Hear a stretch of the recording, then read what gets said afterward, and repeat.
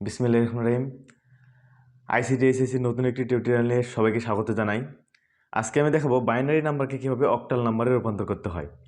তো প্রথমে বলে রাখি, বাইনারি নাম্বারকে অক্টাল নাম্বারে রূপান্তর করতে গেলে প্রথমে বাইনারি নাম্বারকে 3টি ডিজিট করে ভাগ করে নিতে হবে। এই 3টি ডিজিট কেন নিতে হবে এটা আমি ভিডিওর শেষে এটা একটা বড় একটা ফ্যাক্ট আছে, এটা জানিয়ে দেবো ইনশাল্লাহ। তো প্রথমে এটা শেখার জন্য যে কোনো একটা বাইনারি নাম্বার আমরা ধরি 1 1 0 1 0 1 1। এটা একটা বাইনারি নাম্বার, এটাকে আমরা অক্টালে রূপান্তর করব। তো প্রথমে এটাকে আমরা লিখে নেই, 3টি সংখ্যা করে লিখে নেই। 1 1 0 1 1 0। তারপরে 3টি সংখ্যা হচ্ছে 1 0 1 1 0 1। তারপরে শুধু 1 থাকে 1। 3টি সংখ্যা মিল করার জন্য বাম পাশে দুটি শূন্য দিয়ে 3টি সংখ্যা মিল করে নিলাম। এখন এই যে 3টি সংখ্যা, এখানে 3টি এবং এখানে 3টি, এই 3টি সংখ্যার সমকক্ষ ডেসিমাল মান আমাদের বের করতে হবে। তো আমরা একটু রাফ করি। এখানে 0 1 1, তো এখানে 0 1 1 এর ডেসিমাল মান কত হবে? এর আগে আমরা শিখছিলাম যে বাইনারিকে ডেসিমাল করতে গেলে এর বেস 2 দিয়ে গুণ করতে হবে। 2 to the power 0, 2 to the power 1, 2 square. তাহলে এটা হবে শূন্যর সাথে কোনো কিছু গুণ করলে শূন্যই হয়, প্লাস 2 একে 2, প্লাস 2 এর উপর শূন্য দিলে 2 টু দি পাওয়ার 0 ইকুয়াল 1, 1 এর সাথে 1 গুণ করলে 1ই হয়, অর্থাৎ এটা হবে 3। তাহলে এটার মান পেয়ে গেলাম আমরা 3। পরে আছে 1 0 1।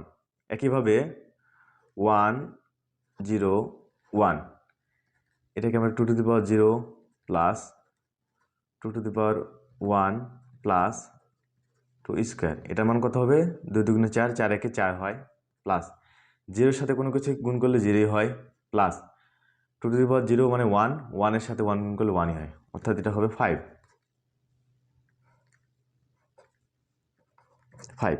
এখানে তো শুধু 1ই আছে, 1 এর অক্টাল মান 1ই হয়। যেহেতু আমরা অক্টালে রূপান্তর করতেছি, দিলাম 1।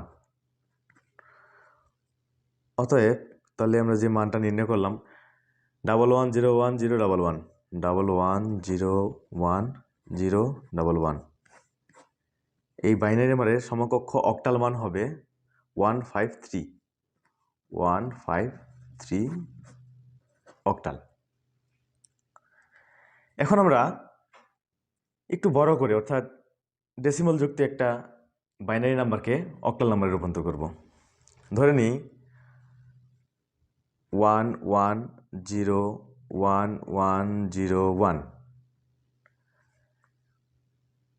পয়েন্ট 0 1 1 0 1, এটাই ধরলাম বাইনারি মান। এটাকে আমরা অক্টাল মানে রূপান্তর করব। তো আগের মতোই রেডিক্স পয়েন্টের পাশের অংশগুলো আমরা 3টা করে সংখ্যাকে ভাগ করে নেব। তাহলে এখানে প্রথম 3টা সংখ্যা হচ্ছে 1 0 1 1 0 1, তারপরে আছে 1 0 1, আবার 1 0 1 1 0 1, তারপরে শুধু একটা 1 আছে, এই একটা 1 দিই আমরা। তারপরে 3টা ডিজিট মিল করার জন্য আমরা বামেও 2টা শূন্য নিয়ে নিই। তাহলে দেখি এদের সমকক্ষ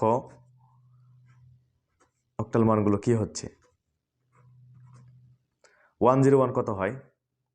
আমরা এখানে একটা 1 0 1 করছি, 5 হয়। তাহলে আমরা নিয়ে নিলাম 5। এটা 1 0 1 5, 1 হলে 1ই হয়,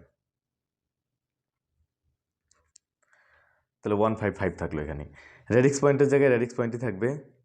এখানে দশমিক থেকে এটা যেমন বাম পাশে 3টা করে সংখ্যা নিচ্ছে, এই পাশে ডান পাশে 3টা করে সংখ্যা নিতে হবে। তাহলে 0 1 1 0 1 1, প্রথম 3টা গেল। পরে আছে 0 1 0 1। 3টা সংখ্যা মিল করার জন্য এটার ডান পাশে একটা শূন্য নিতে হবে। এখানে মনে রাখার বিষয় হলো রেডিক্স পয়েন্টের বাম পাশে যখন আমরা নেই তখন বাম পাশে শূন্য দিয়ে মিল করতে হবে, যখন ডান পাশে নিব তখন ডান পাশে শূন্য দিয়ে মিল করতে হবে। তাহলে এদের সমকক্ষ মানগুলো বের করে ফেলি। ডাবল ওয়ান হলে কি হয়, আমরা উপরে একটা এক্সাম্পল করছি, 1 1 অর্থাৎ এই যে ডাবল ওয়ান হলে 3 হয়, 3।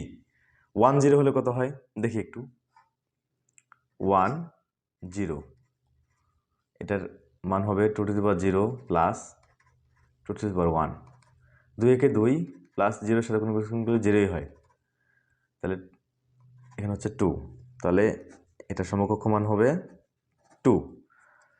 তাহলে আমরা মানটা গঠন করে ফেলি। অতএব 1 1 0 1 1 0 1 1 0 1 1 1 0 1 পয়েন্ট 0 1 1 0 1 1 0 1 0 1। বাইনারি মানের অক্টাল মান হবে 155 1 5 5 রেডিক্স পয়েন্ট 32 32 অক্টাল মান। তাহলে আমরা এই বিষয়টা খুব সহজে শিখলাম। আসলে এটা অনেক সহজ। কেউ যদি মনোযোগ দিয়ে শুধু একটা সূত্র ফলো করে যে এটা সমকক্ষ 3 ডিজিট নিয়ে কীভাবে এর মানটা বের করতে হবে, এই পাশে যে এক্সাম্পলটা দেখা দিচ্ছি বা রাফটা দেখা দিচ্ছি এটা থেকে।